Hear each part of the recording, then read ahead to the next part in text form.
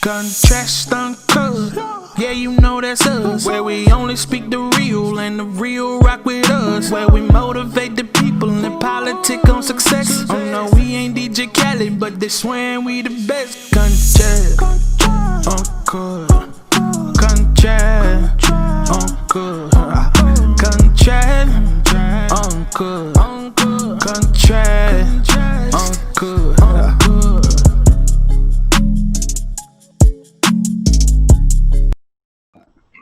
What's happening?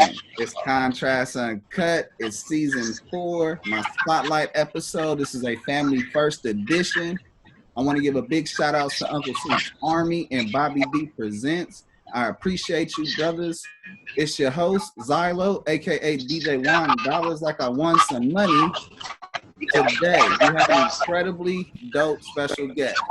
You know, he's from the ATL, Atlanta, Georgia. This brother is resilient and a true real-life walking inspiration. He made the choice. You know, life is all about choices. He chose to be there for his brother when the system, you know, the Child Protective Services custody that leads to the group homes, to the ward of the state, and, you know, being lost in the shuffle. He chose to be there during the climax of his football career, playing Division I football for perennial powerhouse Clemson University Tigers. He was the number 15 ranked safety in the country from Mays High School. He's an athlete and gifted, and he put family first, and to be there for his brother when no one else was there for him. You know, he broke the cycle, and that's the big thing that people need to understand, that sometimes you just got to change things. If it's broke, fix it. Find a way to fix it. If you recognize it's a problem in your eyes, it's a problem, and some other people won't see the problem, and that's your God, that's your gift. That's your gift to fix the problem. And, you know, that led to national attention and praise well before Contrast Uncut. And, you know, the Disney Plus film SAFTEY that's out now. He was awarded Person of the Week by ABC News World Tonight, September 06. In December, he was recipient of the P. Jackson Award of Excellence at ESPN's College Football All-American Show. And I can keep on going and going with the amount of awards and Courage Awards that this brother has received. And his show's been featured on ESPN Game Day, to National Public Radio, to Oprah, to Hallmark Channel, to New York Times, Sports Illustrated, and I can literally keep on going to now that he's on Contrast Uncut. I appreciate that for you making the stop. And if you don't know who I got on the show by now, it's all good. We got all episode to chop it up with the brilliant mind behind Ray Safety Net Foundation, Ray Mcelrathbey. Everybody, how you doing, brother? Hey, how y'all doing? How you doing? Can't complain, brother. Time's the most finite thing we have on this earth, and I gotta tell you from the jump how much I appreciate your time for rocking with me and rocking with the viewers.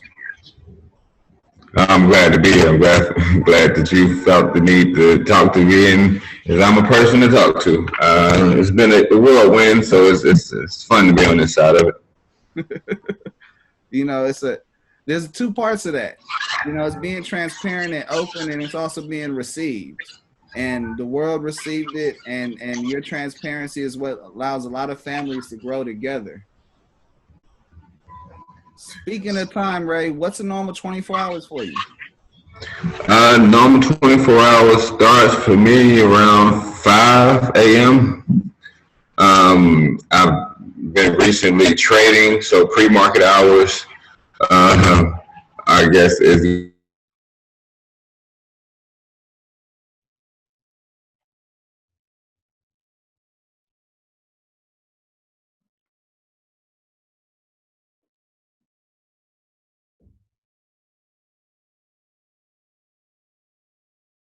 nothing too crazy.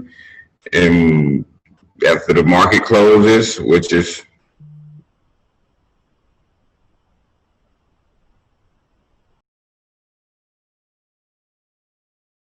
Dang, we're having freeze.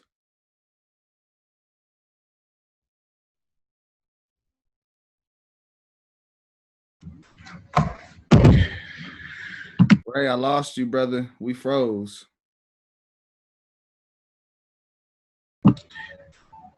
Yeah, you got me here. You hear me now? Can you hear me now? I can hear you now, but I had lost you. We had froze. Uh-oh.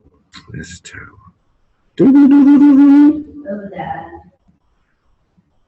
And everything walk by is weak right now. And I'm still froze. Am I moving again? You're not moving. I could hear you. Okay, now I got a little motion. Okay. Give me about 5 minutes, and I'm going to try to do it from my phone. And then if it doesn't work, then we can possibly reschedule. I'm going to do it from my phone. Okay, no problem, brother. All right. So yeah, brother, speaking of time, Ray, what's the normal 24 hours for you? Normal 24 hours start for me around 5 a.m. Although the pre-market hours are starting at 4, but I've been investing recently, so it's been one of those things that's kind of got my attention. So I'm up early. It's hard for me to even sleep on days the market's open. But that's just fun for me. After that, I begin my day trying to make, I guess, educated decisions as far as trades are concerned. Get my son ready for school, virtual learning. Currently, I have my nephew, or 2 of my nephews are, staying at my place for the time being, and so they also are in school. So it's virtual learning, the market.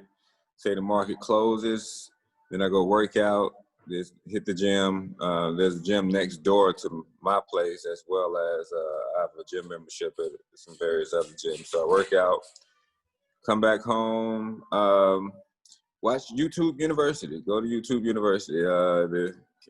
Kind of check on all the things that happen during the day via the news. I'm into politics, so I'll watch various shows on YouTube dealing with politics and BBC News. Just try to catch up on everything that happened during the day while I'm winding down at night. And then just dinner time and bedtime, and then there's, rinse and repeat the next day. I want to make sure I give you your flowers for being a dedicated father, and then you really showcase being a dedicated uncle as well as a dedicated brother. Just you put family first so much into the front line so that people can understand what right looks like. I want to make sure I give you your flowers for that, because number one, it's not easy to pursue what you want to pursue, make foundations, and grow in this world and be a father and make time for it. And so I got to make sure I give you your flowers for that. Thank you. Yeah, I appreciate that. I do appreciate that. Absolutely. I got a quote, brother. Let me know how this quote relates to you, or if it doesn't, the idea is I just want you to talk about it. Are you ready? I'm ready. I expect to be great. I expect to do what hasn't been done. I expect to provoke change. Primetime Deion Sanders. I'm not sure how you would like me to address this. What does that mean to me? How does it relate to you? How does it relate to me? Because I would want to say that a lot of times when I'm talking to my family members, I say people only become disappointed because of unmet expectations. And so with the expectation being, I guess the word that I caught on to and I heard the most in there, I talk about as far as parents and their kids, and far as you expecting, what do you expect from your child? And your expectations kind of determines their latitude to see how far they'll go up in life, because it's you who they're planning their life off of. So if you don't expect much of them, it's not a good chance that they'll try to become much of anything.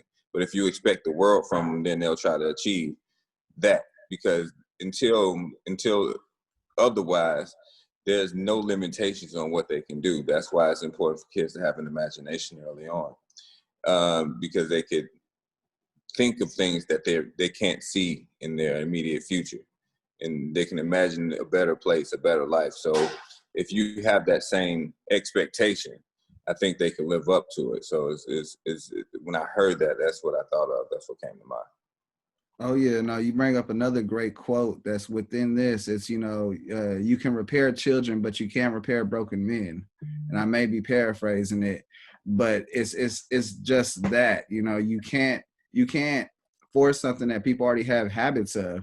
I mean, you could work with them and grow, but you have to go back to the resource, go back to the child. I mean, if anything that they can, anytime I'm around the child, I try to make my best to make it where they can grow from that moment. If they're in the streets, I'm yelling, you know, stay out the streets. If they doing something wild, hey, you doing something wild. This is what can happen from this. And, you know, a lot of the times people don't understand that you have to let the awareness be there. If you cut off that light to what's going on, how are you going to expect them to see things in the dark? Well, there's awareness, and I think what people get frightened about is overexposure. Giving that, because for some, with like myself, where I was aware of what my mom was doing and how she was living her life. And because I was aware of it at a younger age, it was something I was used to as I got older. But for some people, just seeing it or just hearing about it, even as an older person, it kind of baffles them because of that dynamic. But that's why I'm grateful for all the things that I've been through in my life, is because it gives me a different perspective that I don't think most people could have, being that a lot of people haven't went through a lot of stuff, but a lot of people have. So it's a double-edged sword, but I try to take the good with the bad and try to be optimistic about the outcomes. Absolutely. I mean, you know, you could have went left, you could have went right, but instead you stayed on a straight path to what you wanted to get accomplished. And, you know, and I speak about that because I got family members that where, you know, their kids sell dope because they grew up around that same environment, and they realize that, hey, there's money that comes from this, and that's where they thought the money came from. And, you know, we send letters out to my folks now, you know what I'm saying, because of their choices.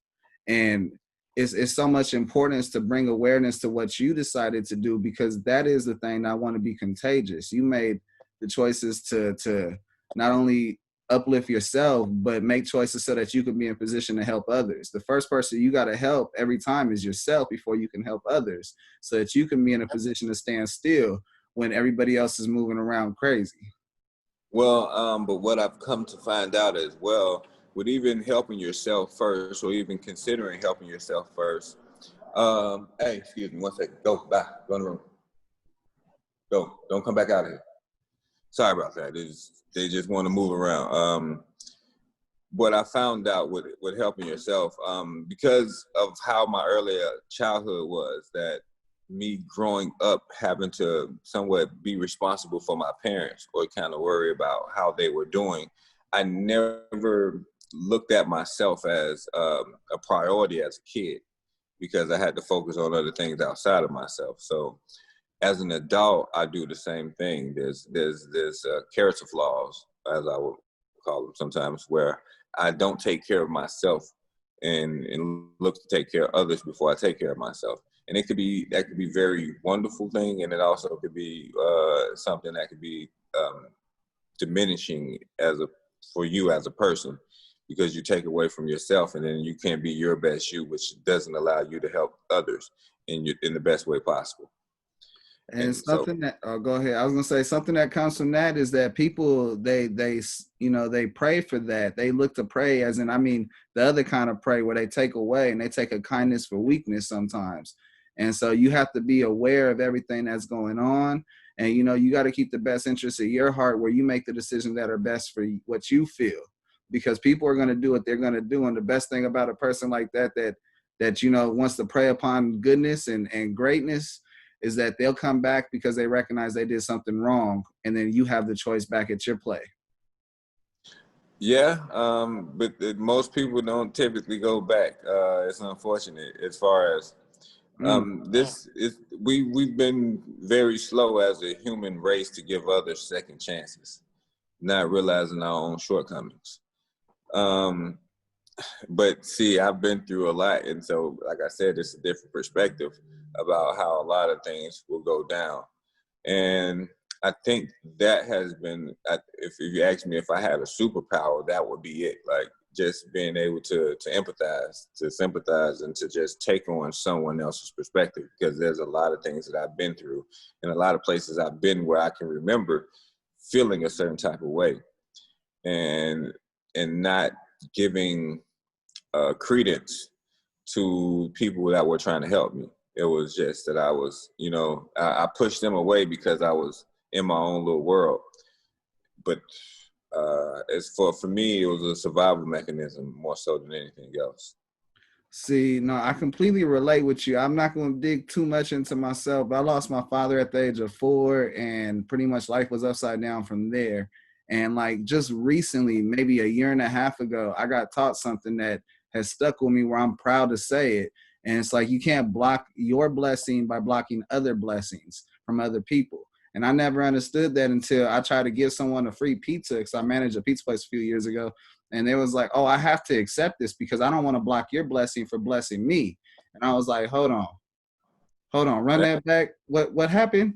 And then I started to realize that the blessing is in the giving and it's also in the receiving so that it can all go around in a circle. And I've been that same way of stubborn of like, no, thank you. You offer me something. No, thank you. I'd rather find a way to get it myself. In my mind, I think there's always a bigger picture.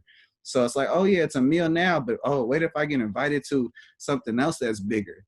And so I've always turned people down, like when they try to help. So you and I have a lot where we relate, but at the same time, you were a D1 athlete and I was not. I was just pretty good. I was an all area wrestler and we had a pretty bad football team, but I went a different path. I went to UC Santa Barbara and, you know, fell out of school and went to another college that was where I grew up at. And, you know, you learn, you roll with the punches and try not to get beat up. Yeah, that's perfect. As long as you continue to keep moving, you're no different from me. It's just that I kept moving, as others would say. So if you want to succeed in life, the key is to keep moving. And you'll eventually get to a place in where you can look back and be like, and talk to yourself about what you've been through and realize that you are a hero in your own way, in your own world. You can, you know, you've have successes in your own life. You have a story. And even if you feel like you don't have anything that will, I guess, contribute to the world, that is not the truth.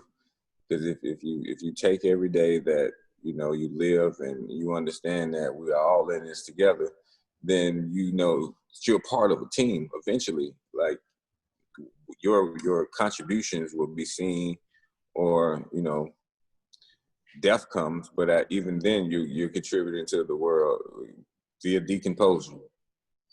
And so it's been my whole thing to always be a contributor, no matter on what I'm into.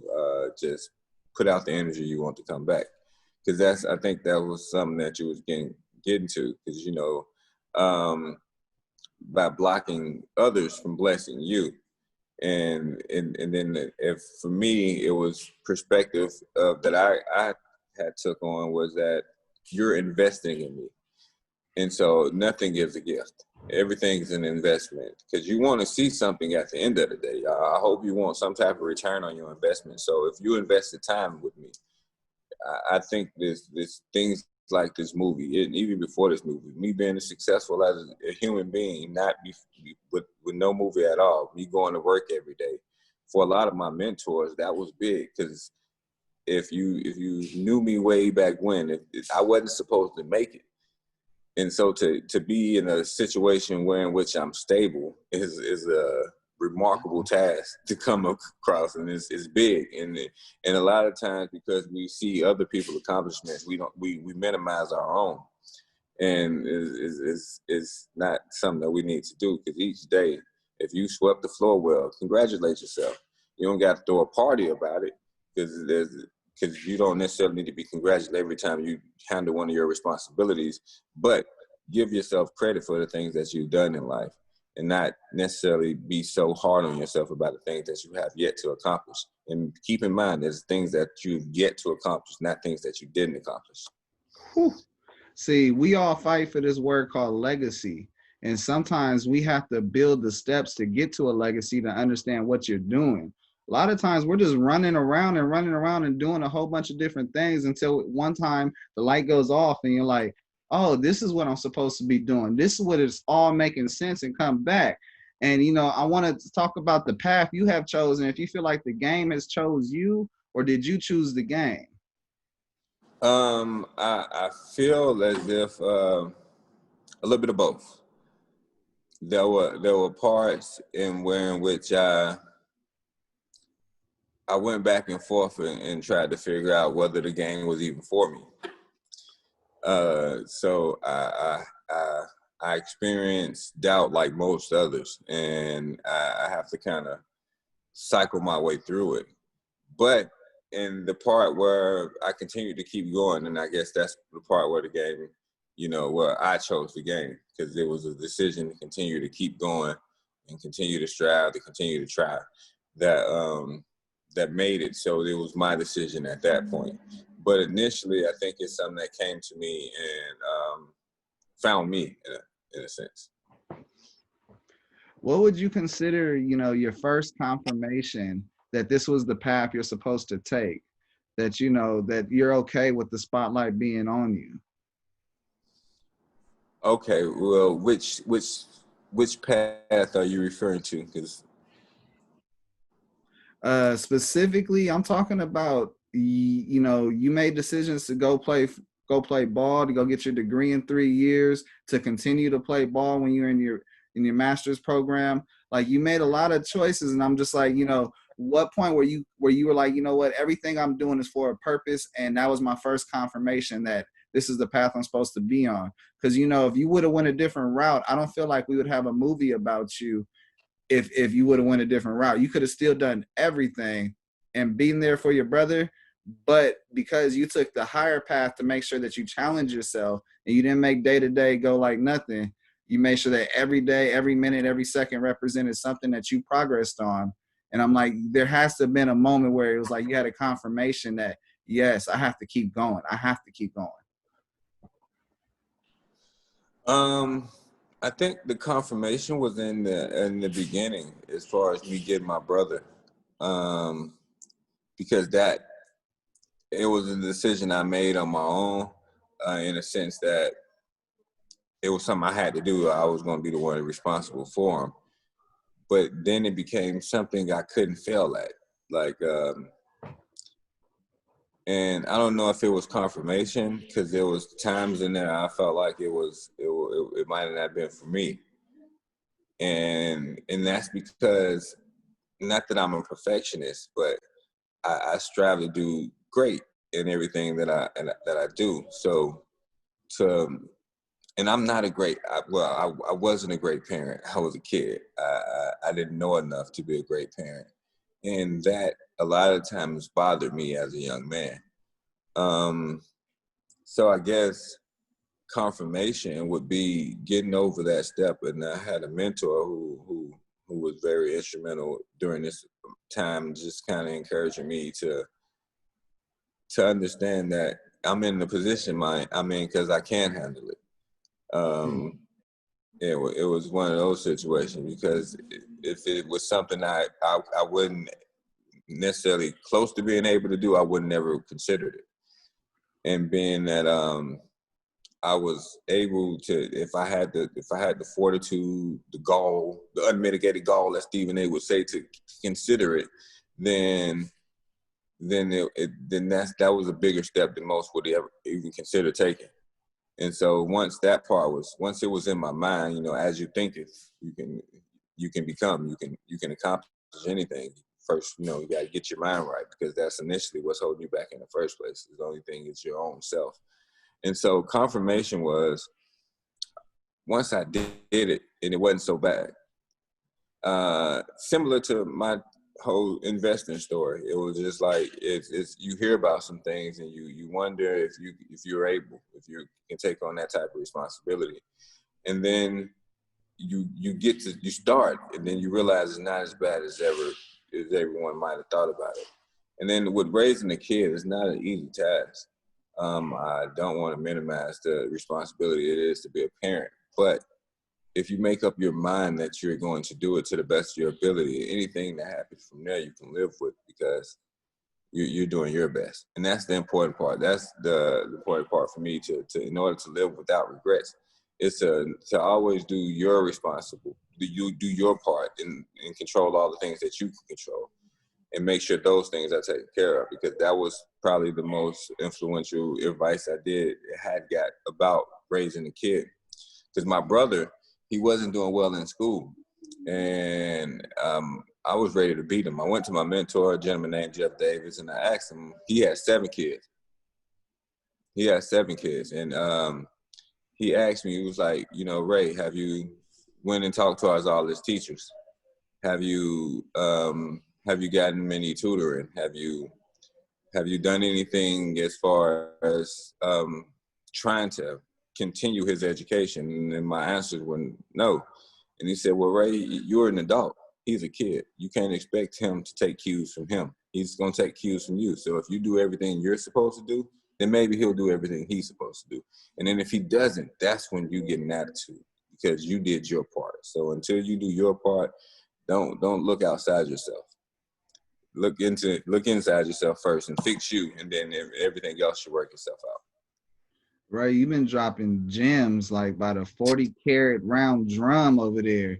It's just been floating out. I appreciate it, but you make me think about myself. And you know, my mother, she was arrested, and my stepdad, they were arrested, you know, right before my freshman year started, and we became a part of the system. And then my brother that lived in Germany had no right to take care of us, but he was the only one with a clean record, flew from Germany to get us out.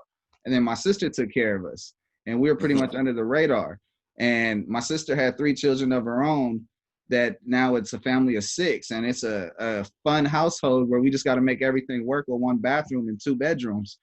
And you know, it is what it is. And I mean, you can relate. You figure out, hey, I got to get up an hour before everybody else if I'm trying to make it to workouts at 6 a.m. for 0 period and stuff like that. And so you just learn to grow and roll with the punches. And I say that a lot because the biggest thing you can do in life is just continue to grow and learn. The moment you're not learning, the moment you're not growing is the moment you're falling behind. And I'm 33 years old and I still learn every single day. Like little things. Growing up without a father, you don't realize that, hey, I got to take care of this yard in the front, or otherwise I'm going to have the worst yard in the neighborhood.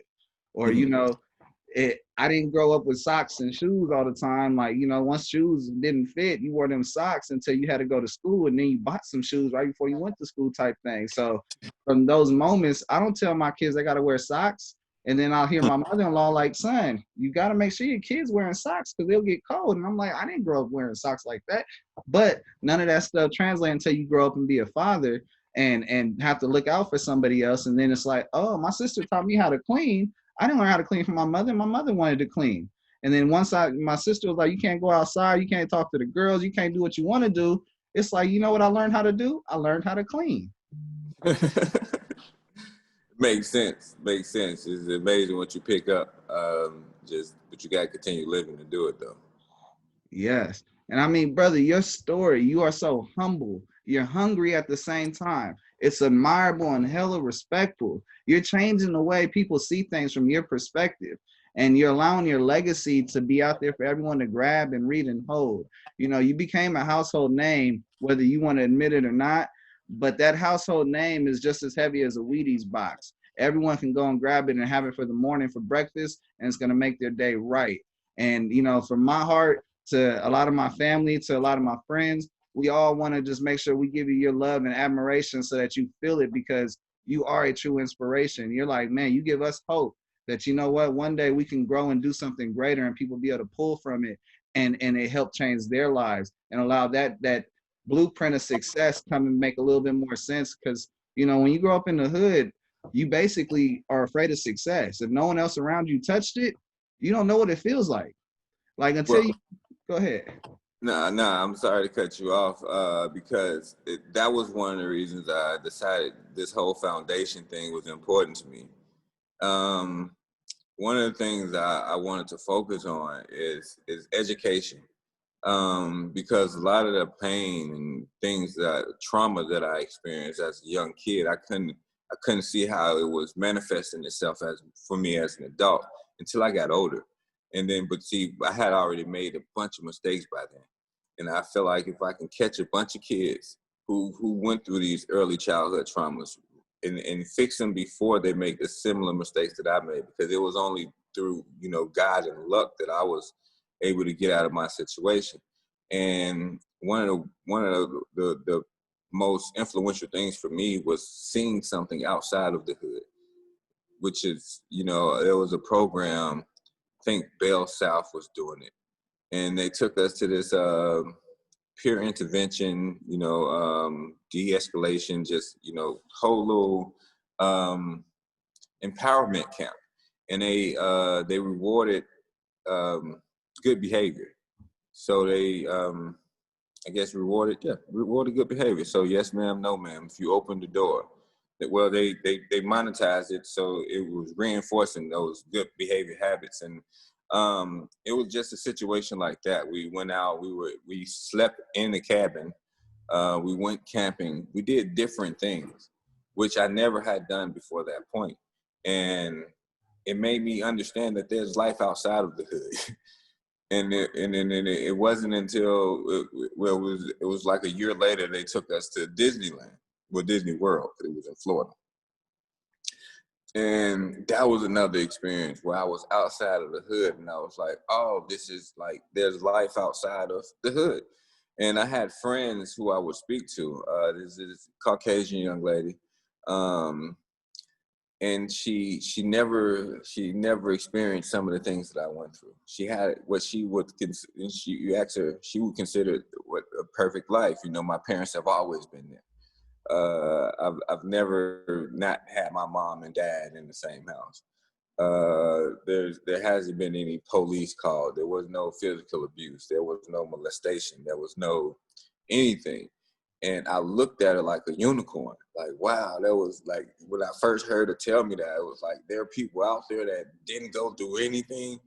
And it was like, but she gave me hope, ironically. It was like, okay, so I can create a life for one of my kids that's similar to this one. And where they don't have to worry about those things that I grew up worried about. And they can become regular human beings. I'm not saying that I'm not regular, that if you go through something, you can't be regular, but it does kind of give you a unique, not just perspective, but just upbringing altogether. And for me, it's so much that I've been through that I can kind of go into like this. And it's funny.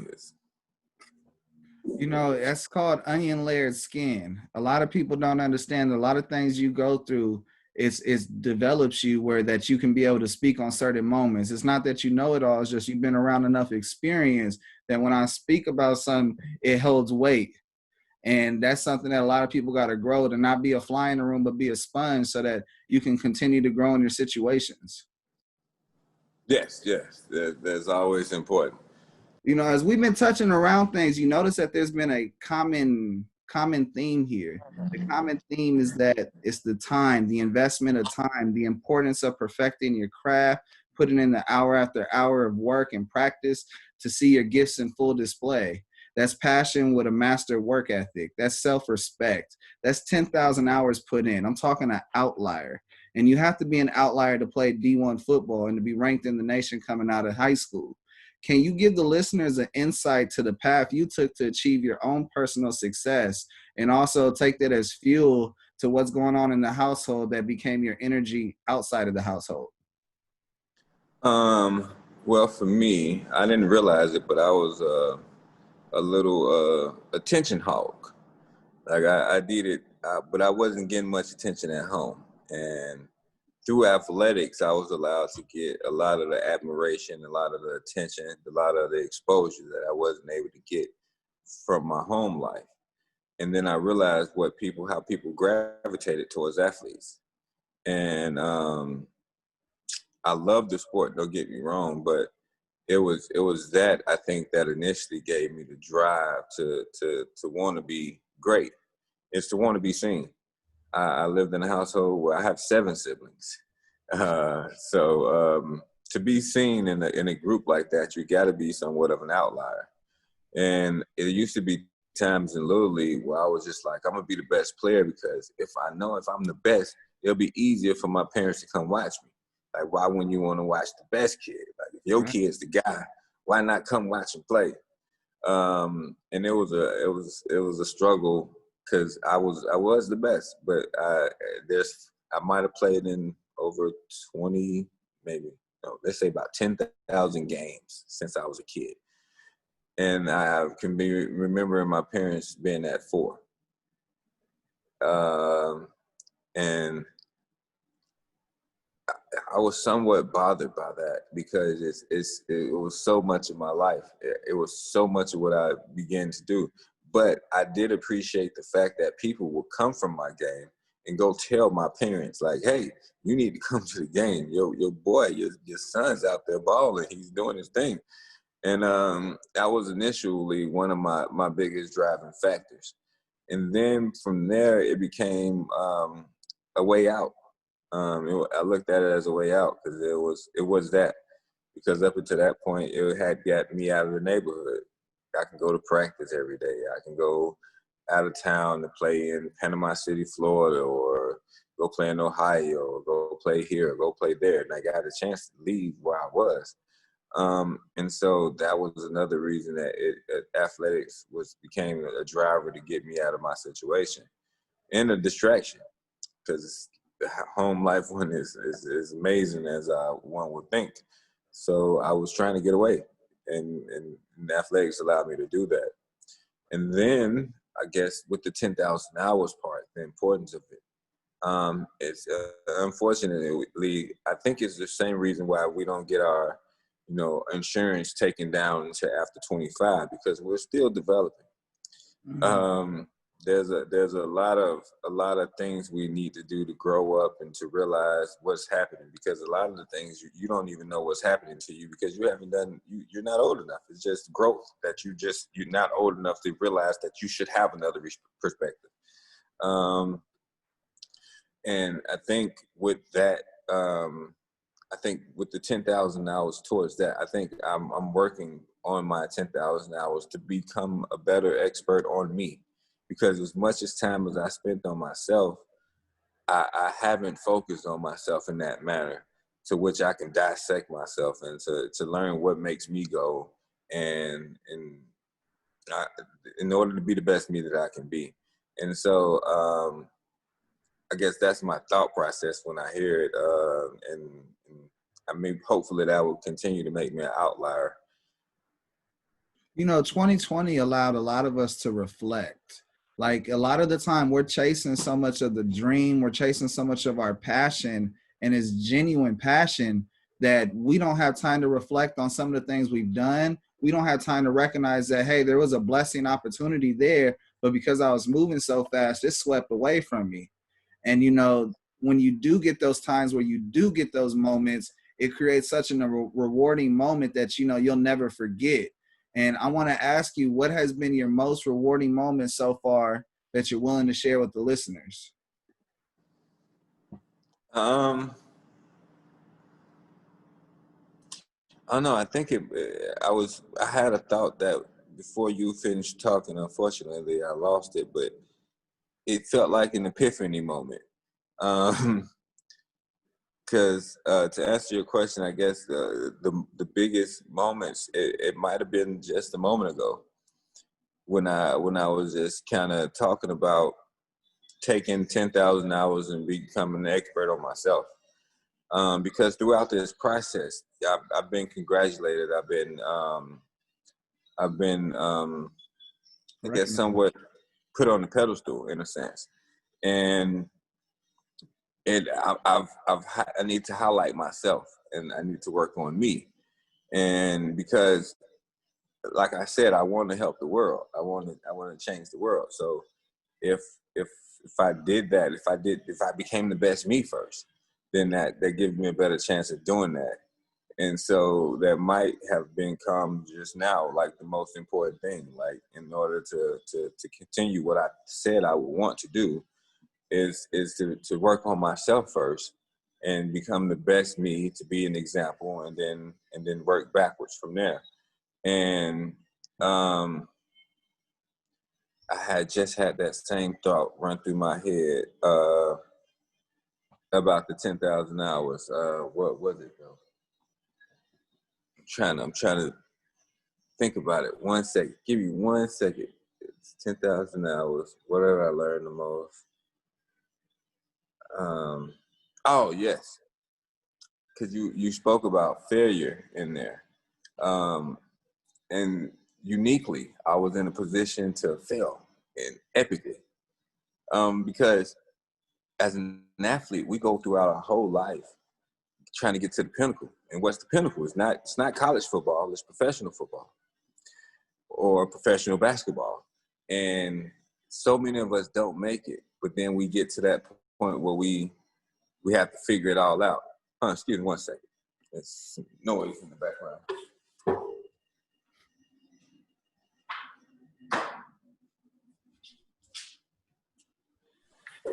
Sorry, my son's virtual learning class started without him. We need to get in here, but I'll get back to him in a second. What was I? Sorry. You were talking about, oh Lord. I hate that I just had a brain fart. We were talking about failure, and we're talking about the league. Yes, okay, failure, and not making it to the league. And see, for me, that was devastating. That was huge, because I had thought about it my whole life. I had planned for it my whole life, and I had thought I put in my 10,000 hours to get to go, but it didn't work out like that. And it was eye opening. It was life changing, and I wasn't ready to have to deal with that loss, that type of loss, because it was almost like losing. I wouldn't say much as losing a parent, but it's close. It was up there to like, because that was my whole life. I planned on being a professional football player. And people asked me about a plan B, but then that, I said something, but it was just a plan B, like just in case this don't work out, not something I had really delved into. And I think it was that type of failure that kind of prepared me for the next parts. Because if you can go your whole life and want to do something, and then you don't get to do it, like you got to take a step back, and then you got to ask yourself, okay, what am I supposed to do? Like what is my purpose? Because for a long time, I felt like I was in it, and I wasn't. And it could be depressing to transition from one passion to a next, but there's room that it could be done. You just got to find out what your thing is. And because I wanted to get to the point where basically that even if 10,000 hours in, even if you become an expert, it doesn't guarantee much. So I don't want people to get the idea that it's only hard work that allows you to make it. No, it gives you the best opportunity to, because opportunity comes from effort. So the more effort you put into it, the more opportunities you will have. But you got to understand that even in a lot of times you think you've done your best, it might not still work out, but that's okay too. The key is always to keep going. And I think that might be the most important lesson, to go all the way back around. I guess that was the initial thought that I wanted to get out, where it's just that even if like you get to a pinnacle or get to a place, like that doesn't necessarily mean that it's over and that you can't fail. Just understand that. So if the key is to keep moving, and that's what I've learned throughout this whole process. Like, have faith and keep moving, because failure is a lesson learned. And the biggest lesson you can learn from everything is to walk by faith and not by sight. There's a moments where we all grow up, and before we turn, some of us it's before we turn 18, others it's when we turn 10 and 11, that we have to become an adult and make better decisions, where that control factor is still out of your control, but there's more control of what you can do for your siblings and for your household. And, growing up, that's something that I had most confused about, is where does my control lie? And what part is my fault and what part is not my fault? And I mean, we still battle that to this day. And, one of the things that I got from me growing up and learning so much is that I have to put more attention into communication. I just can't allow the breath of leaving something unsaid, undone to be okay anymore. You actually have to go back and you have to see, hey, how can I resolve this? How can I make a communication effort to keep on growing so that I don't fail in developing relationships? And as we all know, relationships is something that will get you places that money cannot. Relationships is something that will make, a normal day into a great day. And at the same time, it can make it just go from average to below average if you're not staying in keen with what's going on. And you can also have those $5 relationships where they borrow $5 and you never have a relationship anymore because they don't return it. And you learn to grow with them all. And my coach taught me so much of relationships where I didn't understand it. Where like, hey, I wanted to talk back to the coach because I thought it was more attention from my players, from my teammates, than it is from the coach. And then I was walking home that night because I didn't respect my coach. And I lived on the other side of town. So, it was a long walk and we had to go through all the hoods. And, I just wanted for us to just have a moment of where we could talk about, the importance of relationships and how that gets you to where you want to be. That creates the brotherhood, the mental and physical toughness, and the fun of everything, because that bond in sports, that bond with your coach, that bond with the streets, it all creates a relationship. Yes. But I think what bothers me a little bit, not necessarily bothers me, but worries me a little bit, is that people don't know the importance of relationships. And there was never a class on developing relationships early on. Like there was no, like it wasn't until college where they even talked about it in depthly. But throughout your whole life, elementary school, middle, high, you're dealing with these various relationships and you don't quite yet know how to navigate them. But there's no guidelines. And so I think it's some place where a lot of us fall short because we don't understand the dynamics of relationships. Like one, because it's not taught. It's similar to how a lot of the NFL players or NBA players will go broke after their career is over.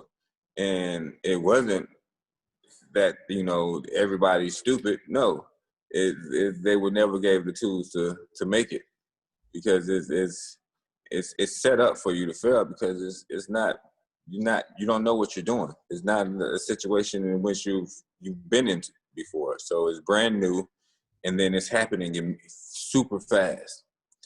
And so I think that's how a lot of people go through life, unfortunately.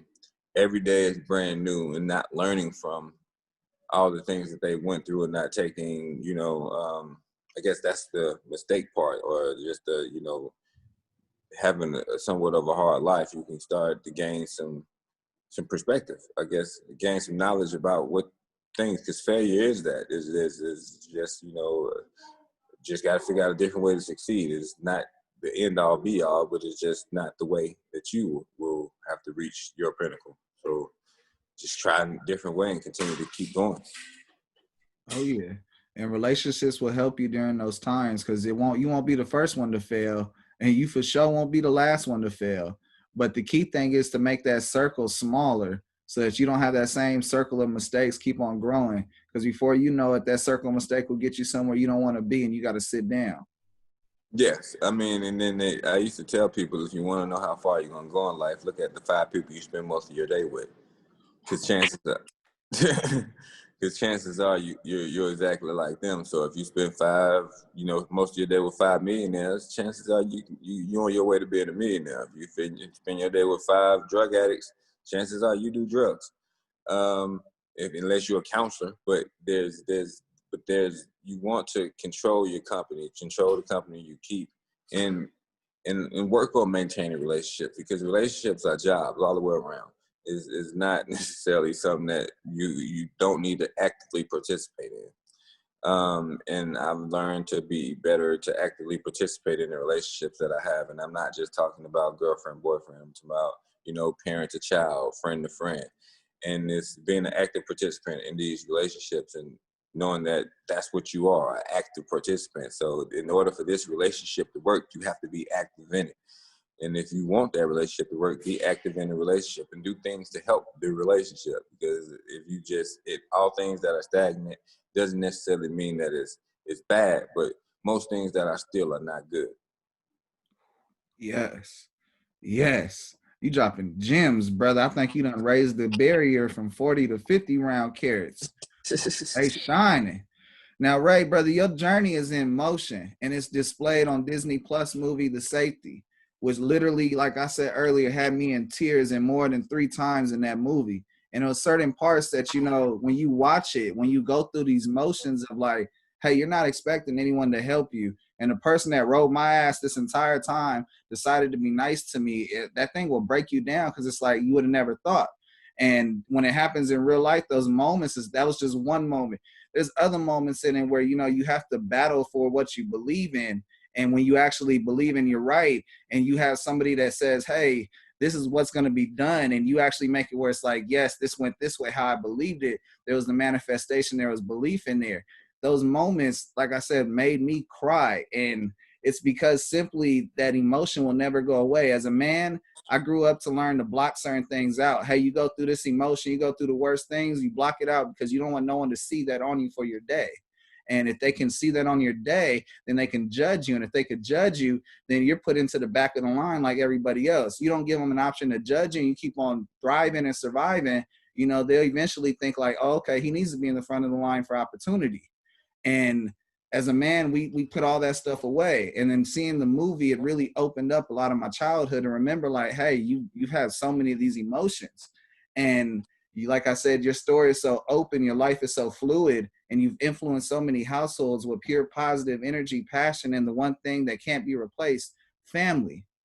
What was your top 3 moments from the film? I don't know. The credits might have been pretty big for me. I mean, because the movie covers a year, maybe 2. Let's say 3 with the credits. It covers 3 years of my life. I'm 34. Come on. And it covers the more stable parts of my life, the parts where Disney could actually tap into. Because there's a lot of parts of my life that Disney can't touch. It's just it's not the platform for it, and it's unfortunate, but it's also it gives me the opportunity to also kind of let people in. There's more, but my favorite parts, I guess, maybe the credits that gets to a part, because one of the things that I was somewhat bothered by, and the critic said it when he was reviewing the movie, was that my mom went through the entire movie as an addict. And you've seen the picture of her at the end of it, and it doesn't give credence to her struggle, to her story, to all the things that she's been through. Like, my story doesn't say enough about that woman, and I love her, as well as my father. Because and it's hard for me to even talk about him in interviews, and because that's pain that I'm living with, because it was the pain of not being able to say I know, I understand, I get it.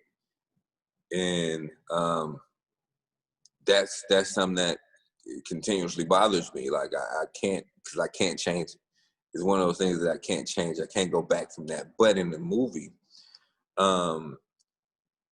the director gives me an opportunity, names me after my father in the movie. So my dad's name is Raheem, and I'm Raheem in the movie.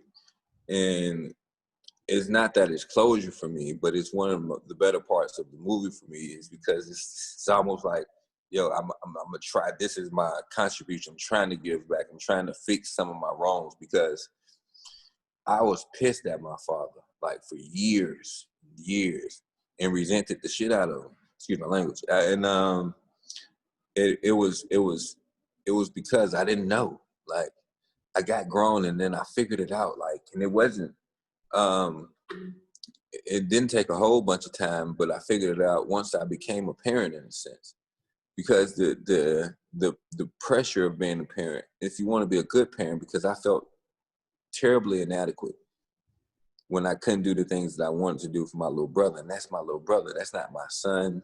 That's not somebody I necessarily have to take responsibility for. I just felt the responsibility. But if that was my son, like the feeling I have for my son and things I would do for him, and then to put me in a position where I'm not able to do that, it'll tear me apart. And my dad was with my mom through crack. Like, now, it wasn't alcoholics was one thing, and she drunk heavily too, but crack, he stayed with her for years through crack. And it wasn't but one other woman I ever met that my dad dated. One. And consider like what I think about as a grown man. Like, I was only one chick, and I was pissed off about her. Like, I shunned my dad for bringing her into my life. But meanwhile, that was one chick, and it was years she went through a marriage dealing with a addict that smoked crack cocaine and drunk a lot. And not to say my mom is a terrible person, but yeah, she's done some crazy things. She sold TVs. She sold food out the refrigerator. She sold vehicles, and he stayed. And yeah, it was something I could never do, and I never gave him credit for it. So in the movie, that's, I guess, might be the most important part of the movie for me, because in a small way, it allows me to give back, say I do care. Like, nah, it's not just that. Because even in the movie, it said my dad left, but it leaves that even vague to say that he's just left, because you would think that, oh yeah, my dad ain't shit. But no, it's not the case. And so it's stuff like that, it's things like that that allow me to know that maybe there's a sequel. There's a couple of things I need to get off my chest, because there's, I guess, pain, but in my pain, I think I could heal a lot of other people, because I'm going through it, and I don't want you to go through it. So if I can stop you from feeling like I feel,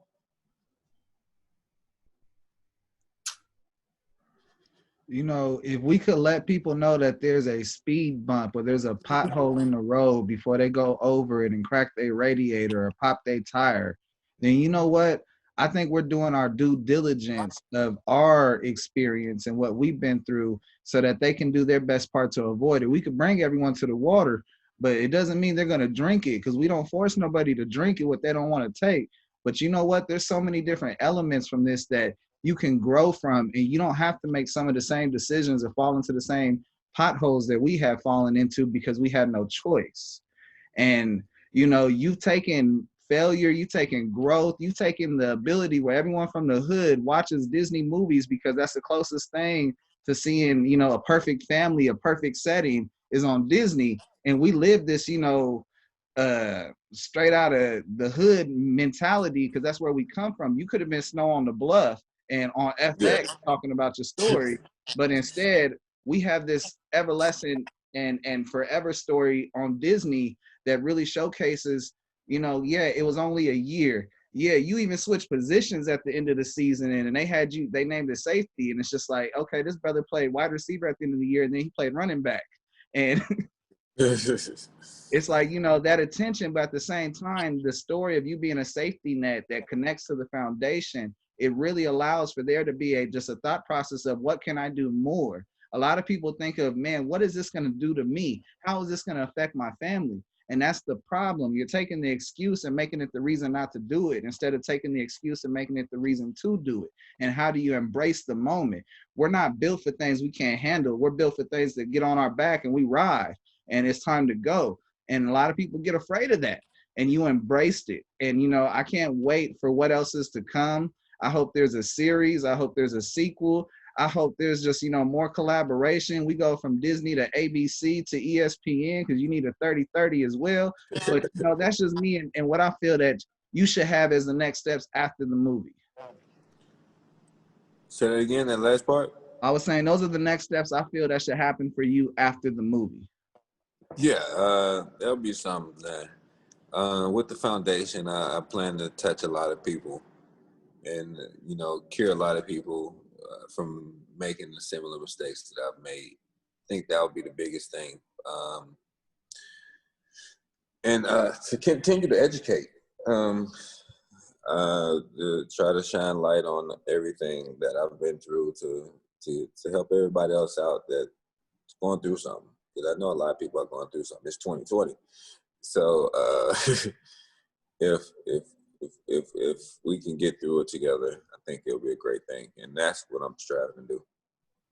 Yes. No, and you're definitely putting the right foot forward.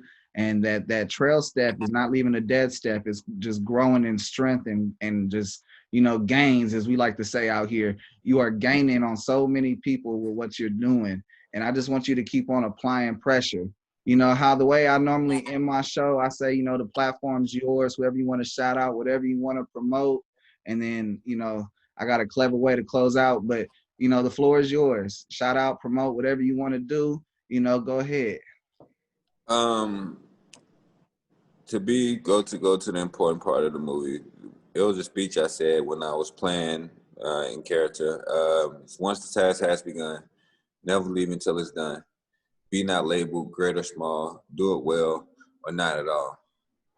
That's a quote I would want to leave people with.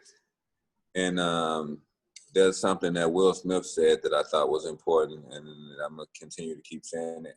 He might have not been the first person to say it, but he's who I heard say it. And in order for me to be free, I have to be me. And so I think the freedom of being transparent and being yourself is freeing. And I think most people, if nothing else, be the best you could be. Like, be yourself. And so you can be free. Because if nothing else, that is a type of freedom that you could take to your grave. If you was always who you were, who you wanted to be. Like, you have that opportunity to make that choice. You can be who you want to be. And so in order for you to be free, you should be yourself, because you're the best version of you. Yeah. And so I think that's important. Effort comes from opportunity. Well, opportunity comes from effort. Let me forget that. Opportunity comes from effort. So hand in hand. Yeah. So, I mean, if you want opportunity, you need to put in the effort. If you want more opportunity, you need to put in more effort. And it's not the end all be all, but it's one of the better ways to continue to move forward. And I guess the last part, this promotion part, visit www.RayRaySafetyNet. Be sure to, leave a like, comment, donate. If you so feel compelled. It's a hard thing for me to ask for money. Like, I'm not used to it, but I think it's something I'm going to become more accustomed to and be more able to do, because I know the good that can come from what I'm trying to do. And there was also one thing I want people to look into. It's called the ACE study, Adverse Childhood Experiences. Find out where you're at on that scale. It's a test you could do online. It's relatively simple. I might even add it to my website eventually. And you get your ACE score, which is your Adverse Childhood Experience number. And if you have a number, if you've been through some things that were traumatizing as a younger kid, there might be some things you can work through as an adult. There might be some shortcomings that you can, fix, because you are now aware of where some of this stuff comes from. And then for me, it was a lot of the stuff from my childhood that made me the way I am as an adult, good and bad. So if there's something that you want to change, or there's something you need to find out about yourself, I think that's a good place to start if you've been through stuff, especially if you've been through stuff. Because me, unfortunately, scored from 1 to 10. I have an 8.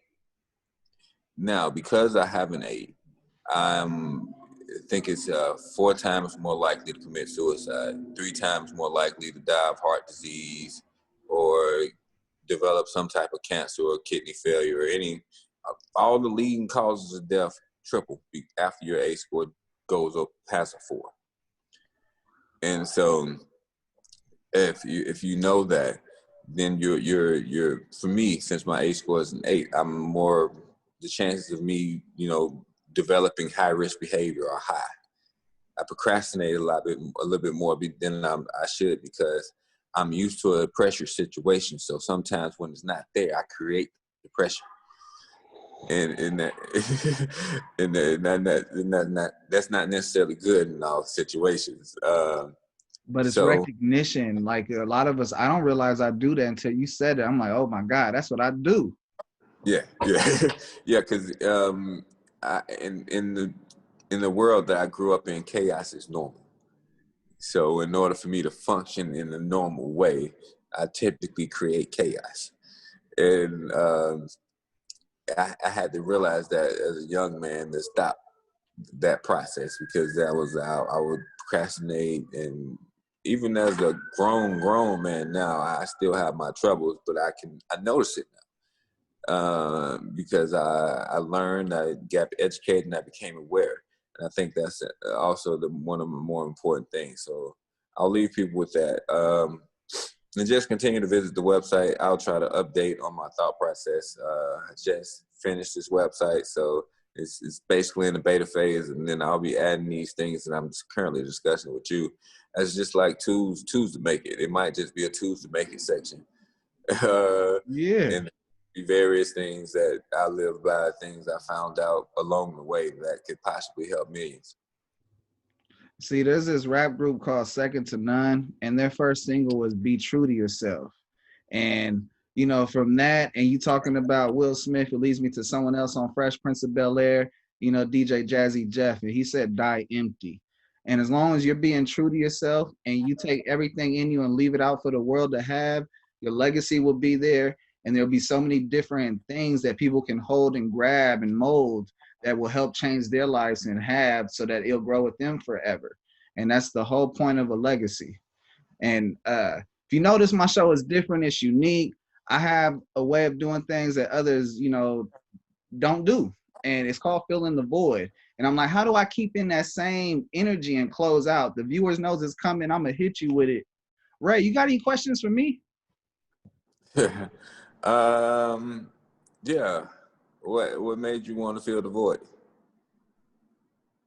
There's multiple reasons. I mean, one, you got to recognize you have a gift. And for me, I was managing my brother's career. He was a rapper, and I had all these relationships. But at the end of the day, we never hit that, you know, the professional level of success, hitting the league, if you want to say.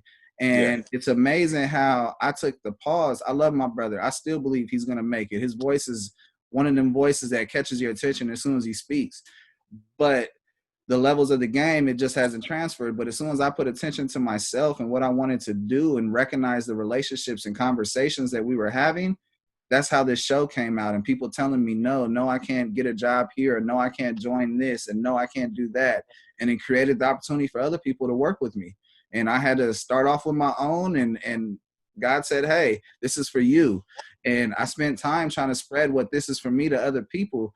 And then, you know, eventually God will say, hey, you want me to take this away and you can feel it gone? Or do you want to go ahead and give it all because this is for you? And that's the route I've been on, and I've been extremely blessed. It allowed me to really understand myself, a lot of my journey, and it continues to develop myself so that I'm able to speak more to my wife about me, because as we both know, we block out so much. My wife is still learning about who I am. She'll say, oh, you was lying. You was lying. These kids is wild. You didn't say you was this wild. No, I just blocked it out, so I didn't talk about it. But I got kicked out of school. I told you that. But I got my life together. You know, influence is a mug. And once you got that mug on an actual something to drink instead of letting it be the thrive of your life, then you know, you have control of what you're doing, and you control what you drink instead of chasing it. Sounds good. Sounds like a plan. So that makes sense. I get it. On that note, it's Contrast Uncut. It's season 4. This is my spotlight episode, my family first edition. And, you know, I want to give a big shout out to Uncle Snoop's Army and Bobby D Presents. I appreciate you, brothers. I wouldn't be able to do incredibly dope stuff like, you know, interview Ray Mcelrathbey and talk about his history. And this brother was letting them gems drop. He was letting just gems on gems drop. You might have got in shape if you would have processed all the information he dropped on this interview. Thank you so much, Ray, for coming on, being transparent and open, and continue to be a vessel of light for people to see through the dark. Thank you. I appreciate you having me. Thank you. Hey, this is Ray Mcelrathbey from Clemson University in the Disney Plus movie SAFTEY. Please go watch, tune in, and you're now listening to Contrast Uncut. Presented by Uncle Snoops and Bobby D. Look forward to working with you all. Thank you. How it all begun, bum skibbity bum, yeah. Grew up on that Nas, on that L, on that pun. Old so when I was young, crisscross make them jump. Battle rapping for respect, my nigga. This ain't what you want. Can I kick it when I'm rhyming? Be a legend through Ebonics. Was a sticker boy, felt like sticky. Man, I know you guys can't smell this right now, and I ain't talking about none of that other stuff. I'm talking about some of that good stuff, that smell good stuff. I think it's breakfast. What time is it? it's breakfast time. Make sure you tune in to Contrast Uncut no matter what you're doing. Whether you're eating breakfast, you're smelling good food like I'm smelling, or if you're smelling other stuff, we're good to watch too. Make sure you tune in. Thank you.